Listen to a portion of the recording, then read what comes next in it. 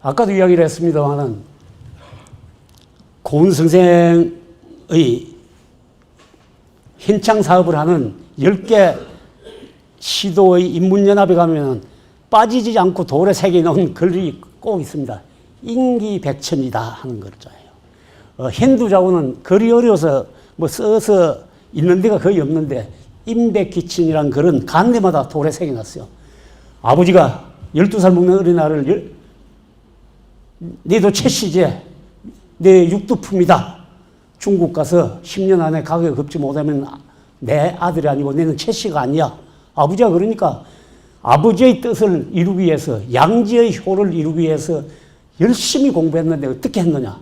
머리를 천장에 매달고 그래도 졸으면은 송곳으로 허벅지를 찔러가면서 현두자고입니다. 머리를 잡아매고 허벅지를 송곳으로 찔러가면서 공부를 하고 임백기천, 나이벌이 같이 공부한 사람이 책을 100번 읽으면 나는 1000번 읽고 그 사람이 글을 100번 쓰면 나는 1000번을 쓰겠다. 그게 임백기천입니다. 그러면서 나는 나의 부귀와 영화를 위해서 하는 것이 아니라 천리 밖에 떨어져 있는 부모의 양지를 위해서 그렇게 한다. 곳곳에 시와 이런 글을 남겼습니다. 정말 효자죠. 그런데 귀국에서 중국에서 그렇게 했던 모든 자기의 모든 노력과 성의를 다해서 조국 신라를 위해서 봉사를 하고 싶어도 받아들이지를 않습니다. 그래서 접시꽃이라는 시를 썼어요. 거친 바 언덕 쓸쓸한 곳에 탐스러운 꽃까지 가지를 눌렀네. 누가 나같이 천한 땅에서 난 접시꽃을 와서 보리요. 사람들에게 버림받아도 참고 견뎌야 하네. 이런 시를 남겼습니다. 그리고 입산시를 씁니다. 스님이 산이 좋다고 머리 깎고 산에 들어가더니 뭐라고 나와서 서랍을 거리를 다닙니까? 두고 보시오. 나가 산에 들어간다면은 한 번 들어가면 절대로 나오지 않을 것입니다. 그러면서 해인사 홍유동 계곡에다가 미칠 듯 바위치며 산을 울리며 흐르는 물, 가까이서 하는 말도 풍만하기 어렵네. 행여 세상 시비 소리 귀에 들릴까 두려워 흐르는 물을 식혀 온 산을 감쌌네. 각각 신발을 홍유동에 남기고 바람같이 사라졌습니다. 역사의 그 기록이 끝입니다. 그런데 그 남긴 글과 이런 것들이 너무 많이 남아있죠. 30세에 봤던 마음의 고향 하계동천, 자기가 신라에 받아들이지 않냐고 그러니까 하계의 산천이 그렇게 안기고 싶고 가고 싶었던 거죠. 그래서 왜 어떻게 해서 언둔을 결심했느냐. 극복할 수 없는 신분의 한계다. 두 번째는 혼란한 세상을 만나 운수가 딱 막히고 움직이면 매번 비난을 받으니 스스로 불우함을 한탄하며 다시 간직에 나갈 뜻이 없었다. 삼국사기 고운 열전에 나오는 이야기입니다. 예직을 또 들다가 해인사로 들어갑니다. 이삼춘이 그 선임으로 있었기 때문에 해인사에 들어갔습니다. 해인사에 들어가서 무너져가는 신라를 일으켜 보려고 육두품과 계급의 한계를 뛰어넘어 보려고 하음학에 굉장한 노력을 합니다. 중국의 하음학을 기틀을 다진 3대 하음성 법장하상전을 쓰고 우리나라 의상대사 정기를 씁니다. 신라 땅은 하음경의 사상으로 돌아가야 된다. 부처와 보살과 시중에 있는 백적이나 천민들까지도 무슨 등급이 있느냐. 하음의 세계로 돌아가자. 그렇게 외쳤는데, 그렇게 책을 썼는데, 자기가 의지하고 믿었던 하음경으로 가장 존경받는 두 사람의 스님이 실황선사와 간해선사가 반란군의 편에 섭니다. 실황대사는 왕건의 복전이 돼서 왕건의 마음의 스승이 되고, 간해는 후백제의 품으로 가서 하음성답지 않게 반란군의 복전에 대해서 싸우는 걸 보고 절망을 하게 됩니다. 그래서 이 실황대사에 대한 글은 고은선생의 개연 필경이라든지 보면 많이 있고 의지했음을 나타낸 글들이 많은데 그런 걸 보고 절망을 하게 됩니다. 그리고 법장 하상전 발문에 보면 이런 게 있었습니다. 그때 몸도 굉장히, 마음만 병든 게 아니고 몸도 굉장히 몹쓸 병이 들었습니다. 고은은 자신의 몸을 태워서 분신 자살하려고까지 마음을 먹었다. 어찌 병든 몸 때문만 그래 했겠습니까? 그래서 신라 서라불까지 고은이 자진했다는 소문이 돌았다. 그런 기록도 남아 있습니다. 그러면서 해인사에서 사라진 거죠. 어디로 왔느냐? 하계로 왔습니다. 세이암에 와서 아무도 봐주지 않는 하계동 세이암, 그 아름다운 세이암에 와서 지금까지 공부하고 듣고 느끼고 했던 모든 것을 씻어내는 퍼포먼스를 하는 거죠. 자기 혼자 하는 은둔에 드는 의식을 혼자서 치릅니다. 기를 씻습니다. 내가 중국에서 들었던 일, 신라에 와서 듣고 느끼고 배웠던 모든 것을 기를 씻으면서 정화를 합니다. 그리고 그 건너편에 지팡이를 꼽습니다. 이 지팡이가 살아있다면, 천년 후에까지 살아있다면 나도 이 골짜기에서 살아있을 것이다. 그리고 16수의 시를 씁니다. 아주 맑고 투명한 도인의 깨침을 그 같은, 그러면서도 외로움이 물컥 묻어나는 시를 6수를 써가지고 전할 사람도 없습니다. 하계골짝 바위에 찡가 놓습니다. 그것을 후대에 발견을 합니다. 그러면서 지팡이가 1000년이 지났는데 이렇게 무성하게 잘 자라고 있습니다. 언제인지 모르지만 제가 어릴 때부터 가보면은 누군가 이 푸조나무, 지팡이를 보면 푸조나무 앞에 정한수를 누군가 떠놓습니다. 종교적인 개인의 차이겠지만은 어떤 사람이 차버리고 냇가에 던져버리면 며칠 후면 또 갖다 놓습니다. 아침마다 정한수를 올리는 사람들이 있습니다. 하계에 오래 살았던 나이 많은 분들은 고은 최치원은 벌써 신앙의 대상이 된 거죠. 중국의 기산영수가 있죠. 그래서 저는 하계는 우리나라의 기산영수다 그렇게 이야기합니다. 기산영수는 잘 아시죠. 중국의 허유라는 사람이 중국의 순림금이 다음 한계를 맡아주시오. 당신같이 훌륭한 사람을 못 봤습니다. 그러니까 허유가 영수라는 냇가에 가가지고 길을 섞습니다. 나가 평생 듣지 말아야 될 말을 들었다. 길을 씻습니다. 거기에 은자가 한 사람, 소를 키우는 은자가 한 사람, 소부라는 사람이 지나가다가 보고, 여보시오, 거기서 뭘 하요? 나 이런 사유 때문에 더러운 길을 씻고 있습니다. 에이, 여보시오, 우리 소를 먹이는 물에다가 그렇게 더러운 길을 씻다니. 쫙 상류로 가서 소를 먹였다 하는 그런 이야기가 있습니다. 하계가 대한민국의 기산영수고 청학동이다 하는 겁니다.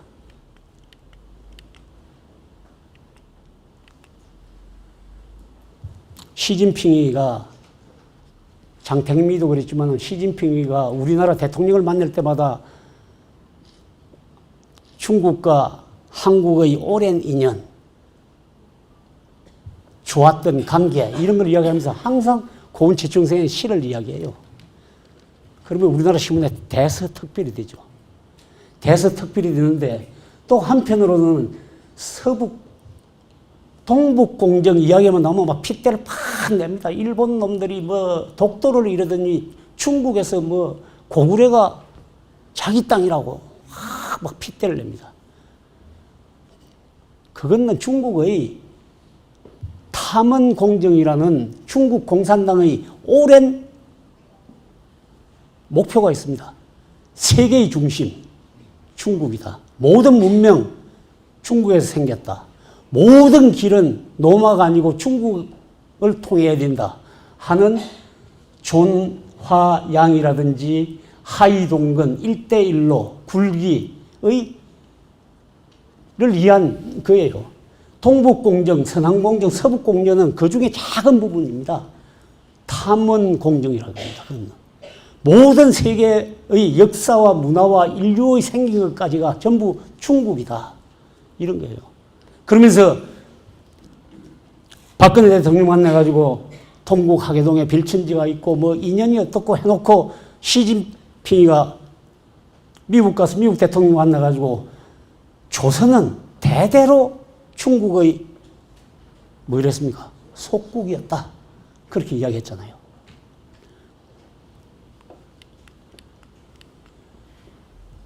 언분을 열심하고 아까 이야기했던 시를 쓰고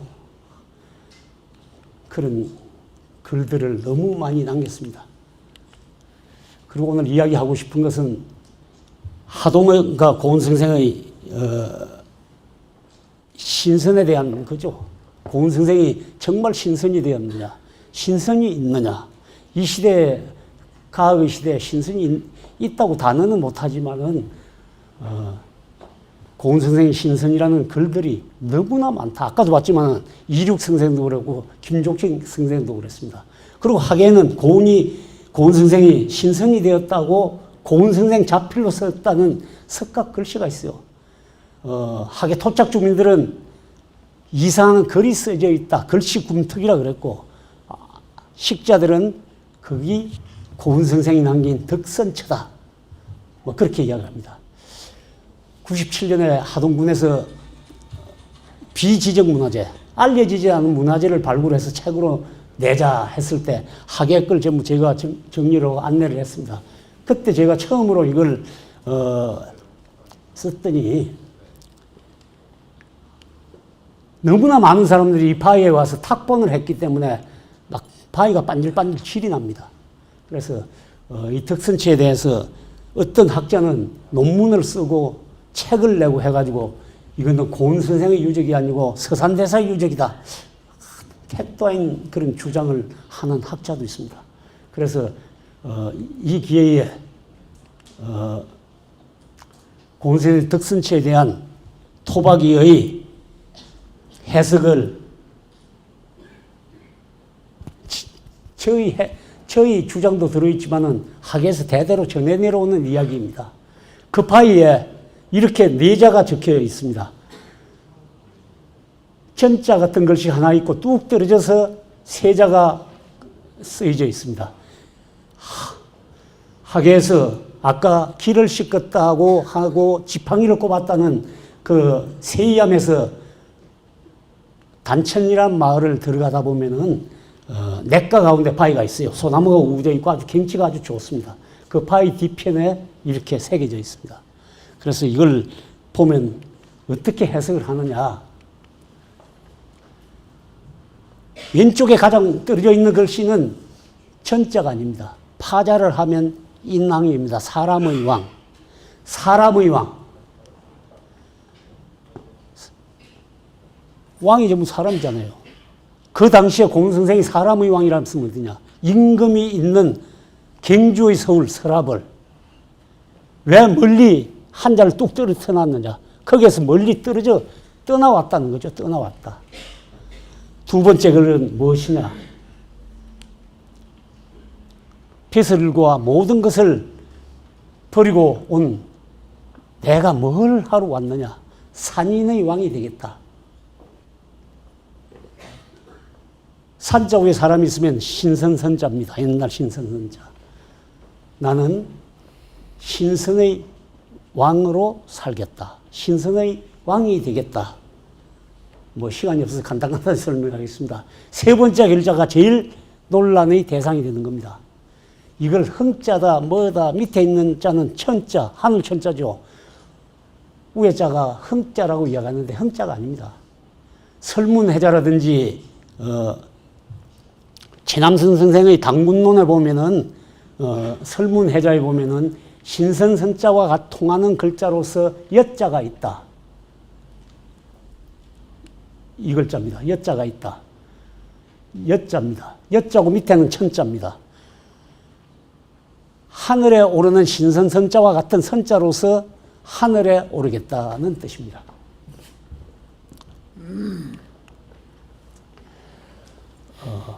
흠천이 아니고 엿줄 품자도 아니다. 그렇게 주장하는 사람들이 있습니다. 그래서 중국의 가장 한문이나 문자를 공부하는 사람들이 고전으로서 가장 중요하게 여기는 설문해자에 보면은 신선선자와 같은 거다. 원래 신선선자를 지금은 요리 쓰지만 원래는 요리 썼다. 사람 인자 있는데 이게 하늘에 오를 여자다. 이 여자는 요자와 통한다. 그렇게 이야기를 했습니다.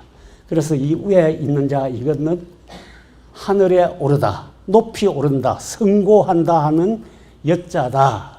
그렇게 저는 이야기합니다. 우리 조선시대 때 문집에도 많이 보면은, 고전에도 보면은 신선을 이렇게 쓴 것이 많습니다. 요 사람인자를 떼내면은 요 여자입니다. 여자. 그래서 이것은, 흠자나 이런 것이 아니다 하는 걸 알 수 있습니다. 마지막 자는 사람인자가 아까는 산 위에 있으면 신선인데 네모는 중국 진달래 때 가림토 정서에 보면은 하늘은 둥글고 땅은 네모졌다 하는 것들이 오래전부터 있습니다. 네모 땅 위에 사람이 있다. 뭐냐? 농경사회를 이야기합니다. 농경사회. 신라 당대의 농사짓는 농경사회를 이야기합니다. 밑에 지렁이 같이 한 것은 뭐냐? 흐를 유자입니다. 흐를 유자. 흐를 유자예요. 흐를 유자는 옛날의 흐를 유자를 보면은 여기 흐를 유자인데 양수가 터져서 아기가 머리부터 나오는 것을 상징해서 만든 거예요. 생명의 탄생을 이야기하는 겁니다. 그러니까 신선이 돼서 하늘에도 올랐다가 필요하면은 언제든지 다시 태어나듯이 서랍을 신라 그 당대의 세상으로 돌아오겠다 하는 것을 강조한 거예요. 그래서 이것은 토착 주민들과 오랫동안 거기에 사는 사람들이 고운의 덕선처라고 한 것이 맞다. 그렇게 이야기합니다. 정리하면 그렇습니다. 멀리 서라브를 떠나와 가지고 신선이 되고자 했다. 하늘에 올랐다가 땅으로 돌아오기를 물이 흐르듯 자연스럽게 왔다 갔다 하면서 땅으로 돌아와서는 다시 태어나듯이 땅으로도 돌아오겠다. 그렇게 이야기했습니다. 그리고 콧대 높은 중국이 절강성 양주에 있는 당나라 성 안에다가 중국 정부가 만든 외국인을 위한 첫 번째 기념관이 있습니다. 고운 최치원 성생을 기리는 기념관이 있다.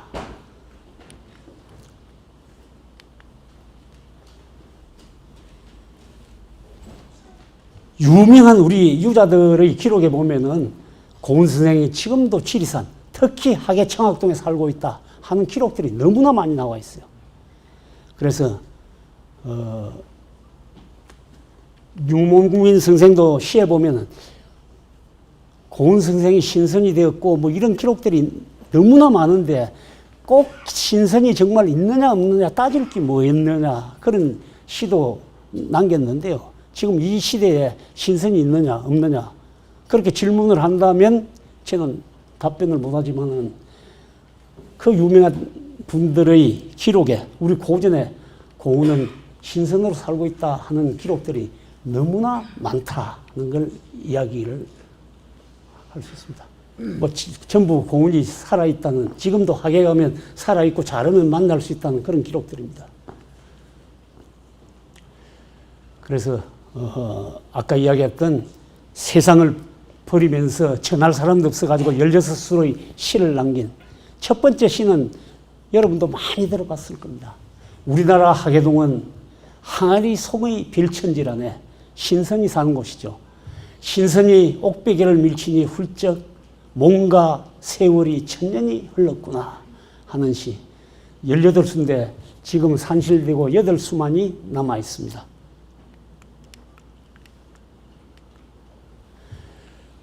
고은 선생의 영정이 굉장히 많이 남아 있습니다만 쌍계사본이라고 하는 그에 보면은 이걸 요번에 엑스레이를 촬영했더니 지금 고은 선생의 그림은 유자로 되어 있는데 엑스레이를 비춰보더니 신선으로 그려놓은 겁니다. 신선으로 그려놓고 양쪽에 시봉하는 동자가 두 사람이 있어요. 앞에 있는 동자는 찻잔을 들고 고은을 시봉하고 있는 이런 그림이다. 엑스레이를 비춰보니까 건융 58년에 그렸다, 쌍계사에서 그렸다 하는 하기가 나옵니다. 1793년에 그린 글로서 쌍계사본 가장 오래된 영정입니다. 요거 최시문중 회장님도 오시고 했는데 저기 지금은 최시문중의 소유로 되어 있다. 쌍계사에 수백 년간 모셨던 그런 겁니다. 제일 문제가 가슴 아픈 게 비만 오면 저거 보십시오. 곧 무너져 내릴 것 같은 하동군에 있는 유일한 국보이기도 하고 전국에 남아있는 고은의 친필 글씨의 수십 배가 되는 2500자가 새겨 있는 명문장의 명필인 글씨가 곧 바스라져서 무너져 내릴 것 같습니다.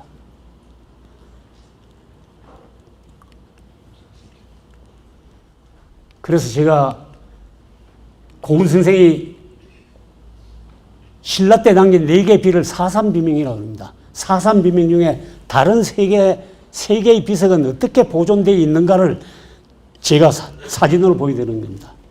절은 없어졌지만은 국보 8호 성주사지에 있는 보령에 있는 겁니다. 절도 없는 허벌판에 피석은 이렇게 잘 보존이 되고 있습니다. 봉암사에 있는 국보 315호는 봉암사는 독특한 절이잖아요. 1년에 사흘 초팔 하루밖에 개봉을 안 하니까 사람들이 그 피석을 보게끔 해달라 하니까 절 앞에다가 역사 공원을 만들어가지고 그대로 비석을 만들어서 이 시대의 비석을 만들어 세워놨습니다. 똑같이 만들어 놓고 1년에 한 번 공개하는 비석도 이렇게 울타리와 누각 안에 잘 보존을 하고 있습니다. 4비 중에 유일하게 없어진 비가 경주에 있는 대승복삽입니다. 탁본도 없어요. 깨진 비석 쪼가리 몇 개 있고 필사본만 남아 있습니다. 그래서 이 비를 요번에 복원을 했습니다. 복원을 하면서 남아있는 것이 뭐냐? 거북이 2마리가 치고 있는 거북돌만 남아있어요. 경주 국립박물관에. 그래서 그것은 그 비석을 보고 그대로 복원을 했고, 글은 어떻게 쓰느냐?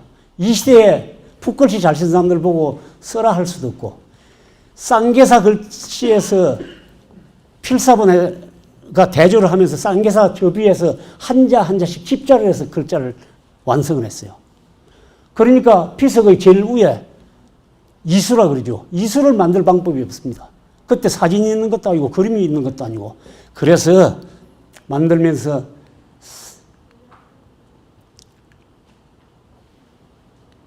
글씨도 쌍계사 글씨를 집중해서 만들었지만 쌍계사 피석 이수를 그대로 만들어 세웠습니다.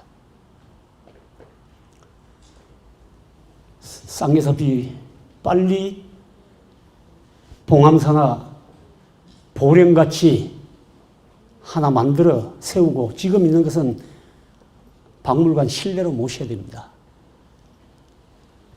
최근에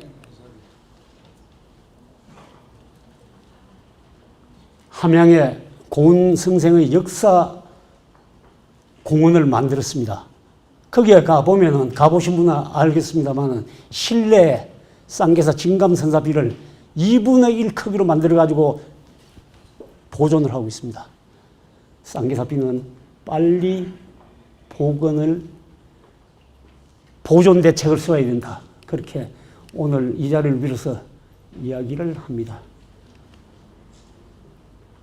이 책은 문화원 때문에 제가 2002년에 고은 선생의 비명록을 하나 만들었습니다. 만들 때는 쌍계사 판본으로 글을 전부 다 했고요. 이번에는 경주채 씨 문중에서 비견되어 오다가 지금은 원본이 없어진 것을 전부 책 뒤에다가 전부 다 영인을 해서 실었습니다. 여러분들 서예 공부하시는 분들에게는 아마 도움이 되고 역사에 관심 있는 분들은 한번 살펴보시기 바랍니다. 얼마나 명문장이고 글을 잘 썼는지. 내일 모레 설인데 이렇게 많이 왕림해 주시고 고맙기 짝이 없습니다. 저희 서툰 책과 강의를 경청해 주신 여러분들에게 정말 감사의 말씀을 드립니다. 고맙습니다.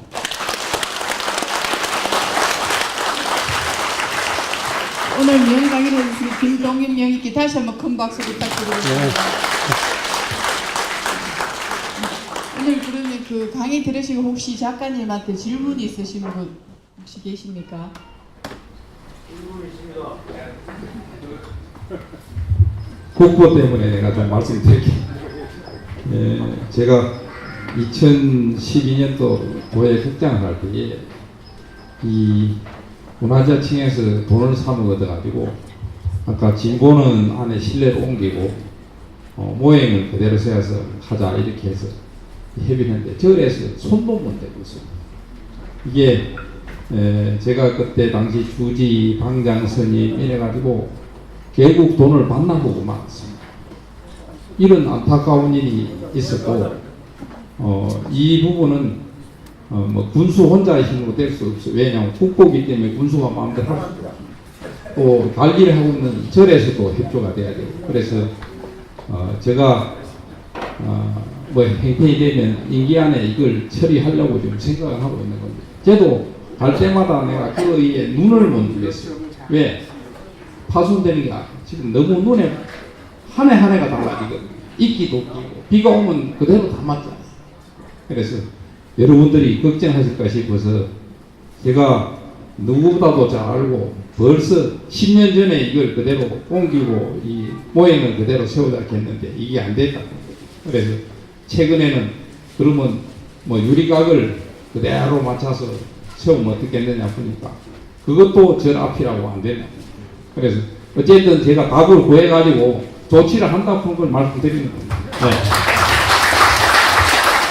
아까 질문이 있으시다고 하십니다. 네, 군수님 마이크 잡았으니까 군수님에 대한 질문인데 제가 좀 공부를 해보니까 조금 전에 그 화면에 두 개 나오는데 남양주 진근읍에 가면 최치용 기능관이 있어요. 네.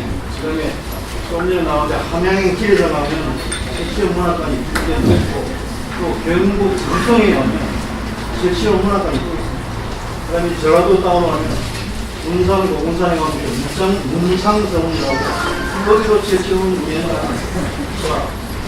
공고지신이라고 우리 1100년 된 우리 제치호 선생을 통해가지고 제시 운동에도 오셨지만 하동이 여기 뿌리가 있다 보면 토지 문화관처럼 하동이 되는 원자로 생각하는 거예요. 사제 하동의 제치호 문화관 기념관 그런 거를 만드실 계획은 혹시 차제가 아니고 지금 계획을 하고 있습니다. 네. 그 2022년에 제가 야생자 세계 엑스포를 하려고 지금 정부에 승인을 내놨거든요. 그때 우리 대한민국의 유명한 다인들이 가 있는 다구가 많습니다. 또 차에 대한 책이 있고 뭐 팽풍도 또 여러 가지 그림이 있는데 이걸 저한테 기증을 한다고 한 20명 분이 서명을 받았어요. 그래서 다인 기념관을 옆에 하나 짓고 그 옆에다가 고은 선생 기념관을 지으려고 계획을 같이 하고 있다. 그래서 빠르면 2022년 세계 엑스포 개최하기 전에 오픈하려고 하고 있다 말씀드리고요. 제가 이 분수를 해보니까 할 일이 너무 많아요, 사실은. 그래서 차근차근 챙기서 하겠습니다. 네. 또 한분 말씀하시죠. 그리고 아까 우리 김동호 매니께서 신선일에 갔다 근데 그 신선된 이유가 하나 있습니다. 고은 선생이 아까 고변사령관하고 항소의 난을 톡을 할 때 토항수 객문을 짓잖아요. 근데 고변사령관이 장단학이라고는 희귀한 책을 한 건가 했었어요.